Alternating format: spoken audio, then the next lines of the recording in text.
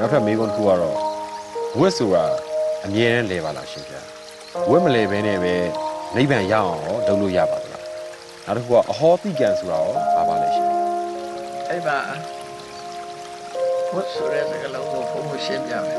ပမာရီနားလဲနေတာ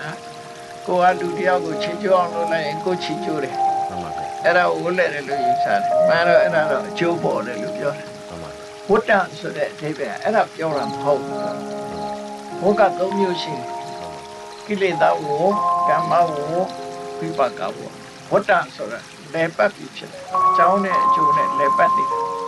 ဥပမာဘဝကြီးဆိုဘုန်းတို့လဲပတ်တာလေအခုမနေ့ဆိုရင်နေထွက်လာတယ်ပြီးရင်နေဝင်သွားတယ်ညရောက်တယ်ပြီးရင်တစ်ခါမနေ့ရောက်တယ်ဒါလည်းလဲပတ်နေတာပဲလေလဲပတ်မှုကိုဝတ္တလို့ခေါ်တယ်အဲ့တော့ဘာဒီလဲပတ်တာလို့ဆိုရင်ရှင်တဲ့ကလိုချင်တဲ့စိတ်တွေဖြစ်တယ်ကိလေသာလိုချင်တဲ့စိတ်ဖြစ်တော့ရအောင်လုပ်တယ်ကံ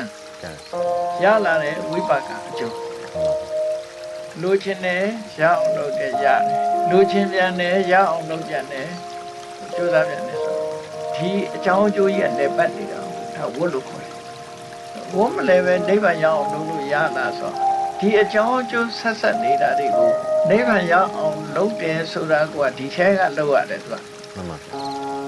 ဝတ်ထဲမှာပဲနိဗ္ဗာန်ရအောင်လုပ်လို့ရတယ်နိဗ္ဗာန်ရောက်သွားရင်ကတော့ဝတ်တာနဲ့ထွက်သွားတယ်ဒီထဲမှာသူကလုပ်လို့ရဘုံမလဲပဲဆိုတာတော့မဟုတ်ဘူးကတော့လဲဘုံလဲတယ်ဆိုတာဗမာတွေနားလဲတယ်ကိုကသူများကိုမတရားလုပ်လိုက်လို့ကိုမတရားလုပ်ခံရတယ်ဆိုဝတ်လဲမှုမျိုးပြောတာမဟုတ်ဘူးကိလေသာရှိရင်ကံဆိုတဲ့အလုပ်တရားရှိလာတယ်ကံရှိလို့ရှိရင်အကျိုးတရားဆိုတာရှိလာတယ်နော်အဲ့တော့ကိလေသာဖြစ်သည့်အတွက်ကြောင့်ကံဖြစ်တယ်ကံဖြစ်သည့်အတွက်ကြောင့်အကျိုးတရားတွေပေါ်တယ်အဲ့ဒီအကြောင်းအကျိုးဟာလက်ပတ်နေတယ်လို့ဆိုတာနော်အဲ့ဒီလက်ပတ်မှုကိုရက်တော့အောင်လုံးမနေပါညာအဲ့တော့ရက်တော့အောင်လုံးတယ်ဆိုတာဒီဝတ်ထဲမှာပဲလုံးလို့ရကိလေသာကိုဖယ်ရှားဖို့ကြိုးစားရမယ်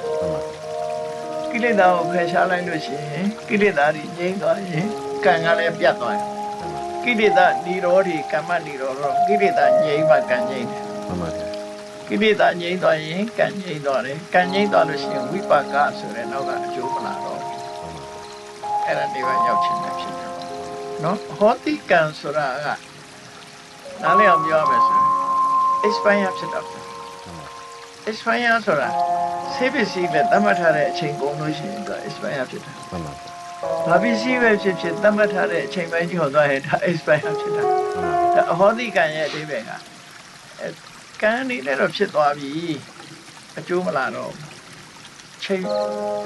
ဒီကစံတတိကုန်သွားပြီလို့ဆိုလို့ကံရဲ့စံတတိတစ်ခုကုန်သွားပြီကံကိုသူကတတ်မှတ်ထားတာရှိတယ်ကံတစ်ခုလုံးလို့ရှိရင်ဒီဘဝမှာအကျိုးပေးတဲ့ကံကိုဒိဋ္ဌဓမ္မဝိရဏိယကံလို့ခေါ်တယ်ဒီဘဝမှာအကျိုးပေးနောက်ဒုတိယဘဝမှာအကျိုးပေးမဲ့ကံကိုဥပပစ္စဝိရဏိယလို့ခေါ်တယ်နောက်တင်းတော်တဲ့ဘဝတစ်ခုခုမှာအကျိုးပေးမဲ့ကံမျိုးကိုအပရာပရိယဝိရဏိယကံလို့ခေါ်တယ်အကံတော်မျိုးဒီဘဝမှာအကျိုးပေးမဲ့ကံကသူ့အကြောင်းအကျိုးမညီသည့်အတွက်ကြောင့်သူကအကျိုးထုတ်လို့မထုတ်လို့ဘူးဒီဘဝကလည်းပြီးဆုံးသွားပြီဆိုရင်အကံအဟောတိဖြစ်သွားတယ်အဲ့ဆိုအဲ့ကံကောင်းတာရောဆိုးတာရောနှစ်ခုစလုံးဖြစ်တယ်နှစ်ခုစလုံးဖြစ်တယ်နှစ်ခုစလုံးနဲ့သက်ဆိုင်တယ်ဥပမာတစ်ခုဘုံကနားလည်အောင်ပြောရမယ်ဆိုလို့ရှိရင်ကဘာကျော်လူသက်သမားကြီးအင်္ဂုလိမာလာကြားဘူးတယ်မလားကြားဘူးပါတယ်အဲ့ဒီအင်္ဂုလိမာလာလူတွေတတ်ထားတဲ့ဘာနာတိပတ္တကံသို့တော့ကိလေသာတွေကိုသူပယ်လိုက်နိုင်တဲ့အတွက်ကြောင့်အဲ့ဒီကံတွေကဒီဘဝမှာပဲကျိုးပေးနိုင်တယ်သူကနောက်ဘဝဆိုမရှိတော့သူကဘာလို့ကိလေသာပြတ်သည့်အတွက်ကြောင့်နောက်ဘဝဖန်တီးပေးမယ်